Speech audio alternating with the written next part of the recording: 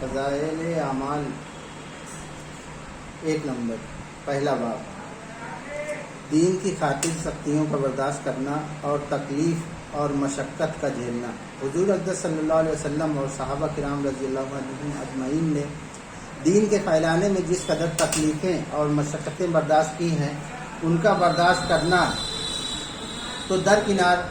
اس کا ارادہ کرنا بھی ہم جیسے نالائقوں سے دشوار ہے۔ تاریخ کی کتابیں ان واقعات سے بھری ہوئی ہیں، مگر ان پر عمل کرنا تو علیحدہ رہا،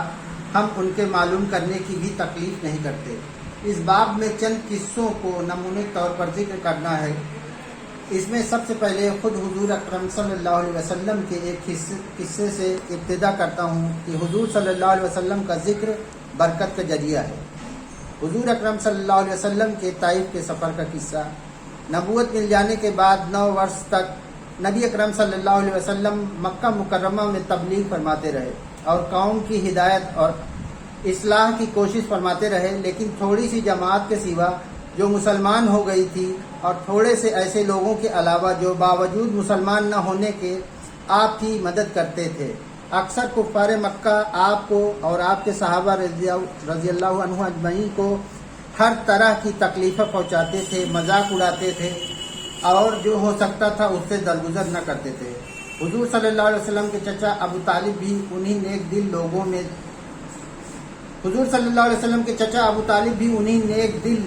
میں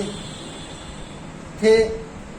جو باوجود مسلمان نہ ہونے کے حضور صلی اللہ علیہ وسلم کی ہر قسم کی مدد فرماتے تھے۔ 10ویں سال میں جب ابو طالب کا بھی انتقال ہو گیا تو کافروں کو اور بھی ہر طرح کھلے مہار اسلام سے روکنے اور مسلمانوں کو تکلیف پہنچانے کا موقع ملا۔ حضور صلی اللہ علیہ وسلم اس خیال سے طائف تشریف لے گئے کہ وہاں قبیلہ ثقیف کی بڑی جماعت ہے،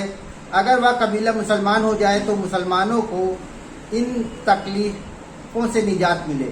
اور دین کے پھیلنے کی بنیاد پڑ جائے۔ وہاں پہنچ کر قبیلے کے 3 سرداروں سے جو بڑے درجے کے سمجھے جاتے تھے گفتگو فرمائی اور اللہ کے دین کی طرف بلایا اور اللہ کے رسول کی یعنی اپنی مدد کی طرف متوجہ کیا، مگر ان لوگوں نے بجائے اس کے کہ دین کی بات کو قبول کرتے یا کم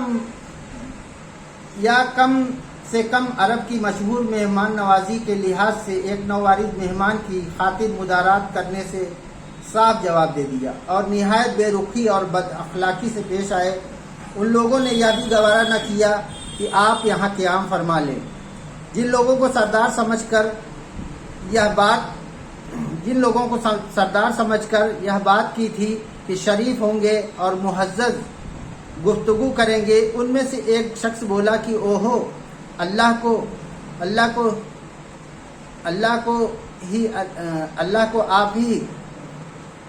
آپ کو ہی اللہ نے نبی بنا کر بھیجا ہے۔ دوسرا بولا کہ اللہ کو تمہارے سوا کوئی ملتا ہی نہیں تھا جس کو رسول بنا کر بھیجتے۔ تیسرے نے کہا میں تجھ سے بات نہیں کرنا چاہتا، اس لیے کہ اگر تو واقعی نبی ہے جیسا کہ دعویٰ ہے تو تیری بات سے انکار کر دینا مصیبت سے خالی نہیں، اگر جھوٹ ہے تو میں ایسے شخص سے بات نہیں کرنا چاہتا۔ اس کے بعد ان لوگوں سے نا امید ہو کر حضور اکرم صلی اللہ علیہ وسلم نے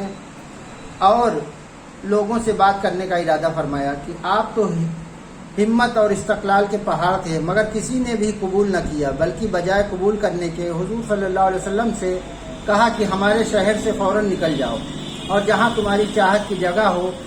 وہاں چلے جاؤ۔ حضور اکرم صلی اللہ علیہ وسلم جب ان سے بالکل مایوس ہو کر واپس ہونے لگے تو ان لوگوں نے شہر کے لڑکوں کو پیچھے لگا دیا کہ آپ کا مذاق اڑائیں، تالیاں پیٹیں، پتھر ماریں، حتیٰ کہ آپ کے دونوں جوتے خون کے جاری ہونے سے رنگین ہو گئے۔ حضور اقدس صلی اللہ علیہ وسلم اسی حالت میں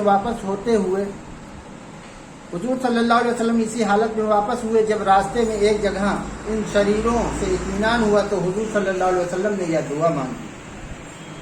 اے اللہ، تجھے سے شکایت کرتا ہوں میں اپنی کمزوری اور بے کسی کی اور لوگوں میں ذلت اور رسوائی کی۔ اے ارحم الراحمین، تو ہی جوہفا کا رب ہے اور تو ہی میرا پروردگار ہے، تو مجھے کس کے حوالے کرتا ہے؟ کسی اجنبی بیگانے کے جو مجھے دیکھ کر تو شروع ہوتا ہے اور منہ چڑھاتا ہے، یا کہ کسی دشمن کے جس کو تو نے مجھ پر قابو دے دیا؟ اے اللہ اگر تو مجھ سے ناراض نہیں ہے تو مجھے کسی کی پرواہ نہیں ہے،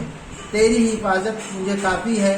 میں تیرے چہرے کے اس نور کے طفیل جس سے تمام اندھیریاں روشن ہو گئی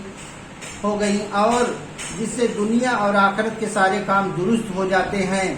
اس بات سے پناہ مانگتا ہوں کہ مجھ پر تیرا غصہ ہو یا تو مجھ سے ناراض ہو۔ تیری ناراضگی کا اس وقت تک دور کرنا ضروری ہے جب تک تو راضی نہ ہو، نہ تیرے سوا کوئی طاقت ہے نہ قوت۔ مالک الملک کی شان کا حاری کو اس پر جوش آنا ہی تھا کہ حضرت جبریل علیہ السلام نے آ کر سلام کیا اور عرض کیا،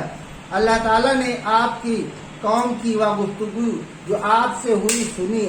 اور ان کے جوابات سنے،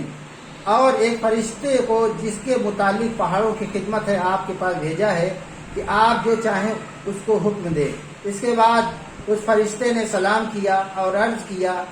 کہ جو ارشاد ہو میں اس کی تعمیل کروں، اگر ارشاد ہو تو دونوں جانب کے پہاڑوں کو ملا دوں جس سے یہ سب درمیان میں کچل جائیں، یا اور جو سزا آپ تجویز فرمائیں۔ حضور صلی اللہ علیہ وسلم کی رحیم و کریم ذات نے جواب دیا کہ میں اللہ سے اس کی امید رکھتا ہوں کہ اگر یہ مسلمان نہیں ہوئے تو ان کی اولادوں میں سے ایسے لوگ